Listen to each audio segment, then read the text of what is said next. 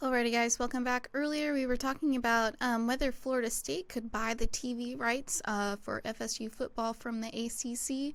And now we're going to be talking about the Pac-12 conference and their commissioner mutually agreeing to part ways.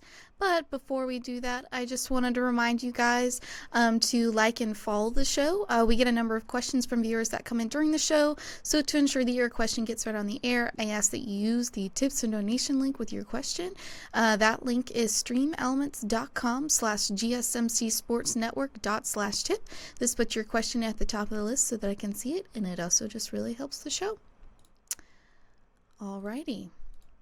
So, Pac-12 Yes. conference and Commissioner George Kliavkoff. I got you covered. Okay, thank you. Commissioner George Kliavkoff mutually agreed to part ways, with the Pac-12 conference set to shrink to two teams on August 2nd. The conference announced today, that might have been yesterday when this was released, announced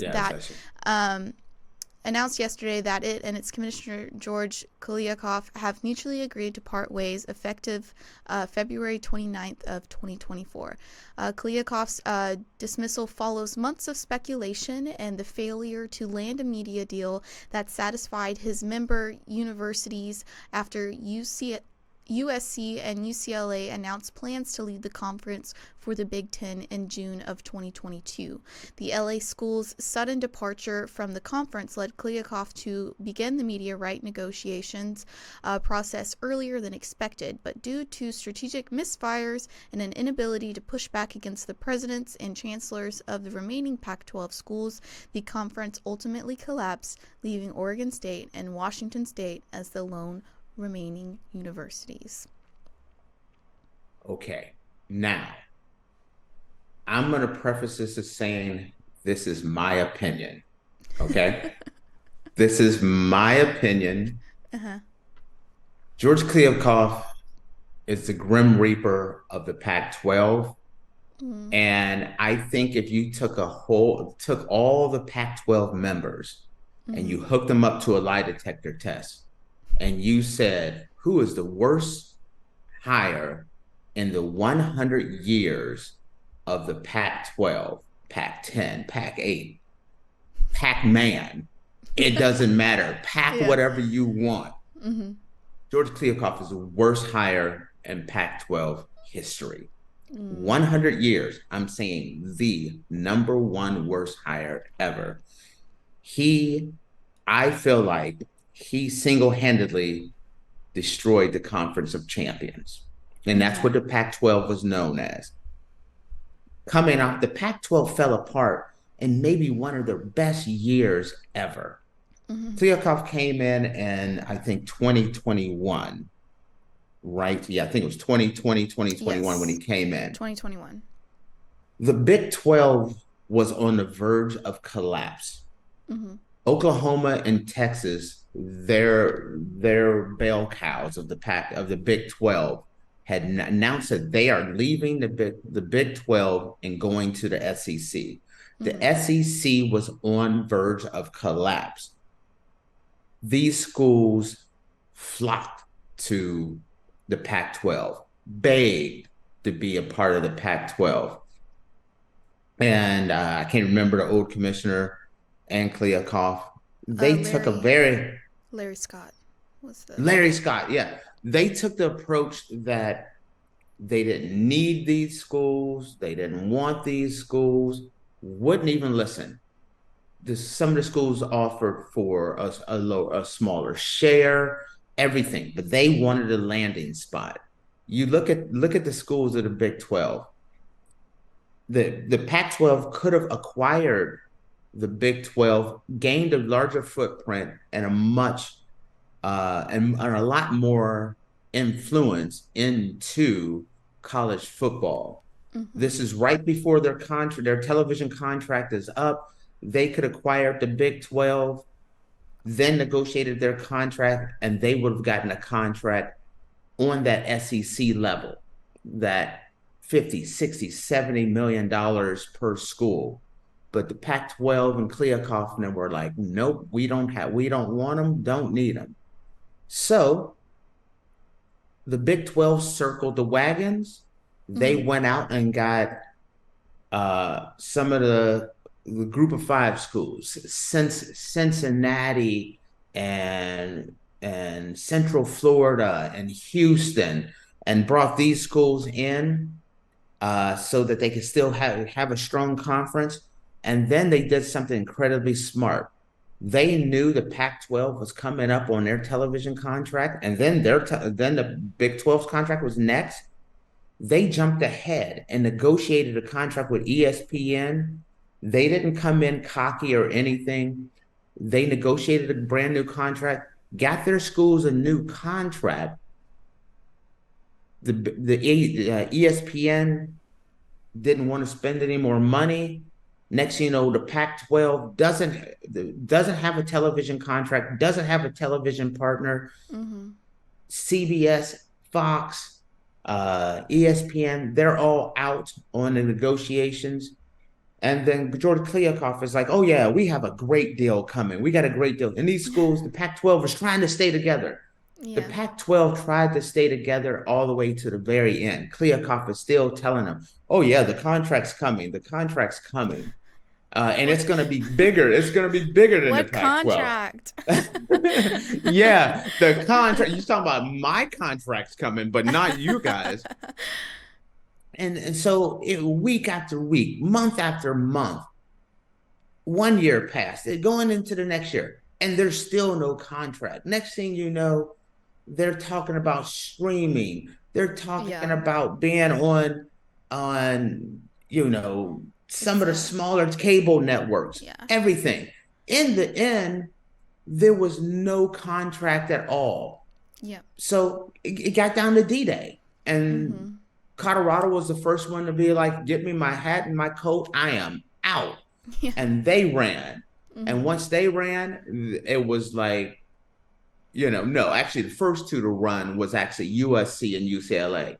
Mm-hmm. Then Colorado left. Then the rest of the four corners, which was Arizona, Arizona State, Utah.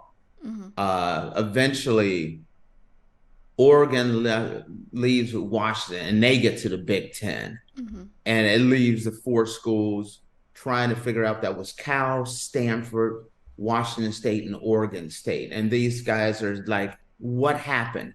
Mm-hmm. Kliakoff is what happened. Yeah. They're sitting around. This guy kept promising contracts.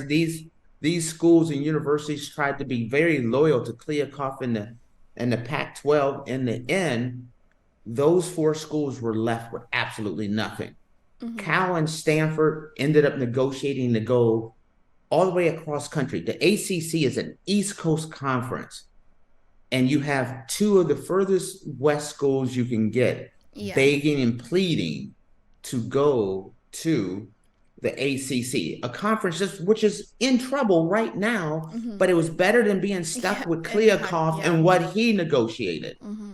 So Cal and Stanford goes there. They negotiate a smaller share, but they were desperate. Cal and Stanford are two of the greatest organizations, universities in the world, and they're begging to be a part of the ACC, all because Kliakoff kept making promises, being arrogant and things. And in the end, possibly one of the strongest conferences in college football, one of the strongest academic conferences in the United States, a conference that's been around for 100 years, completely collapsed under his rule, under his arrogance, and under his poor judgment and lack of foresight. And you look around now, the Pac-12 is the Pac-2, and the division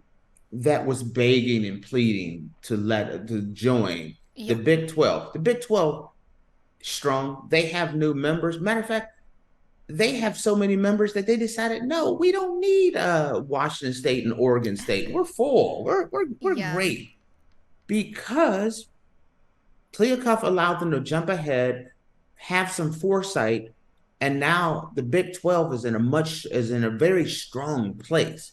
And the Pac-2 is what is left with. And if you're sitting around that office and you're sitting there and you're like, we're the conference of champions, we're the academic conference, Big Ten and the Pac-12 are the two big academic powerhouses. And then you look around and in a very short time, Kliavkoff and some of his decisions have brought you down to only two schools, and they're on the verge that whole conference has collapsed. Mm-hmm. And the fact is, he still negotiated a contract. The one contract that he negotiated that worked out well is his own contract because they had to buy him out of his contract. Of course.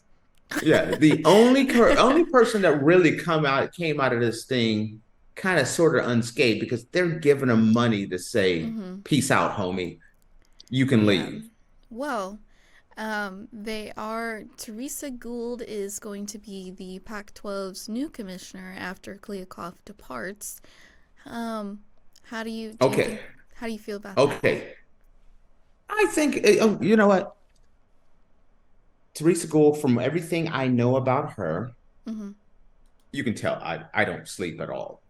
She was in charge of the Olympic sports and for the Oh, Pac-12, which is the non-football, basketball yeah. type Mm-hmm. sports for the Pac-12. And they're bringing her on. She's a solid person. I don't see why they even need another commissioner. They need a contract lawyer. This is Mm-hmm. what they need. Teresa Gould, her only job is to negotiate a merger between the two schools that are left in the Pac-12 Mm-hmm. and the Mountain West. The Mountain West is a Group of Five conference, but it's a fairly strong Group of Five conference. It has Boise State, Nevada, and Hawaii, and schools like that. Bringing them on and making sure that the Pac-12 survives, bringing on the Mountain West schools, that merger as quick as possible. I am still shocked that it hasn't been done as of yet.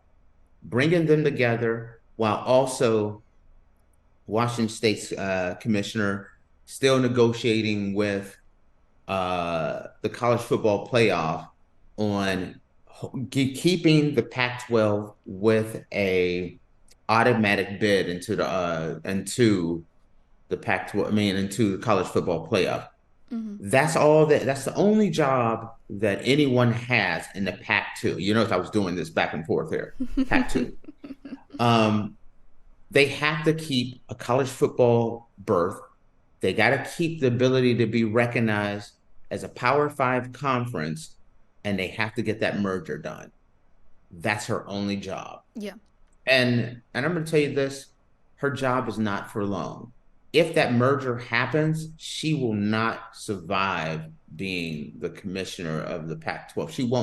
She won't be even if the Pac-12 or Pac-DOS combines with the Mountain West, she won't be the commissioner of the new organization. The Mm-hmm. Pac-12, I mean, the Mountain West's commissioner would be the one that would be in charge of the new organization, which would be the merger of the Mountain West and the Pac-12. From Right. everything I've heard, not to mention, they would be bringing over a lion's share of the schools. There's only two schools in the Pac-12, so that's kind of the way it goes there. But mainly, I feel like she's the traffic cop to bring on this merger and also to keep the two schools in the college football playoff with a fair share, meaning like an automatic bid and a full share of the power of the college football playoffs would be what they need to negotiate. For you guys out there, that's crazy. They only have two schools. They're Mm-hmm. not getting an automatic bid. They're not getting a full share. Touche. What's good? You for the contract for the college football playoffs, it has to be unanimous. And so right now, the Mountain Washington State's coach, chancellor is the Pac-12 vote. They have a vote in this, and if they didn't have a vote, this would already be over. The Pac-2, 12, whatever you want to call it, would be already out. and down to a Power Five level. But because the college football playoffs has to, the voting on this has to be unanimous, that's the one thing they can hold on to. That's what this meeting, I think this meeting is this week sometime between the Pac-12 and college football playoffs. I think that is. But I'm surprised. And now that this is done, she needs to move fast. Merge with the Yeah. Mountain West. Merge with the Mountain West incredibly fast. Unless there's an outside shot that those two schools could come and be part of the Big 12. But they have to negotiate that incredibly fast before it's too late. They have the right to be considered a Power Five school for the next 2 years, this season coming up and next year. It's already been decided in the college football playoff. In order to get an automatic bid, a Power Five school must have at least 8 schools.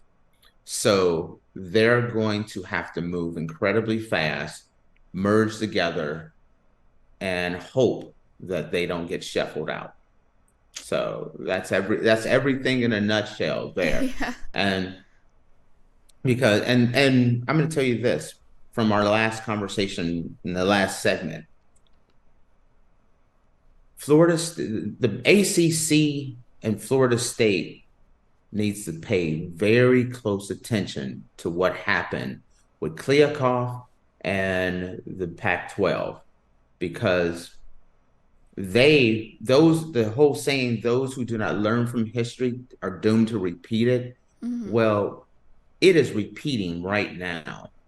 If they don't figure out a way to either keep Florida State by hook or by crook, whether you want to be here or not, you're staying, or make it so painful for Florida State to leave that you give them the ability to leave, but they gotta pay almost $1 billion, which makes it impossible for these other schools to leave. Let Florida State go, but make it hard for everyone else, and then work hard to rebuild and strengthen the ACC. If not, if one of these judges rule, hey, Florida State's right, and you negotiated the television contract on false pretense, it's over. ACC will collapse. If they negotiate and they make it a small amount for the ACC to leave, the teams from the ACC to leave, they are going to collapse, because they're going to end up just like the Pac-12. It's going to be the ACC 2, because or 2 or 3 or whatever it'll be. It's the same playbook. I just think the ACC commissioner is just making smarter decisions, preemptive. Hey, Florida State's trying to get out. We're going to sue them first. That's a commissioner with foresight. Whether you agree with the lawsuit or not, they're being proactive, not reactive. Kliavkoff went with more of the arrogance and then the reactive thing. Nothing. We're the Pac-12. We don't need anyone. And then something happens. Someone hits you over the head with a hammer. Now you want to react to it, but you're all dazed, and confused. And that's the way. That's the definition, I feel, of George Kliavkoff's tenure as Pac-12 commissioner. A giant mistake. A mistake that everyone in the Pac-12 would love to redo. That's it. Well, you think I have an opinion on this one? Yeah. Who knew football was so complicated? That's honestly, this blows my mind a little bit. Since doing this show and learning all the stuff that's going on in college football, is it not mind-blowing? It is. It's very mind-blowing. Faith has been living in this Georgia Bulldog land where everything is bulldogs and roses. And she did not realize, right. She didn't realize that that Rome was burning in the Pac-12 and the ACC. I still live in the Georgia Bulldog Wonderland, but Oh, that is hilarious. I love it. all right, guys. Well, we're going to take a quick break, and when we come back, we're going to be talking about an Oklahoma judge who resigned after sending more than 500 texts during a trial.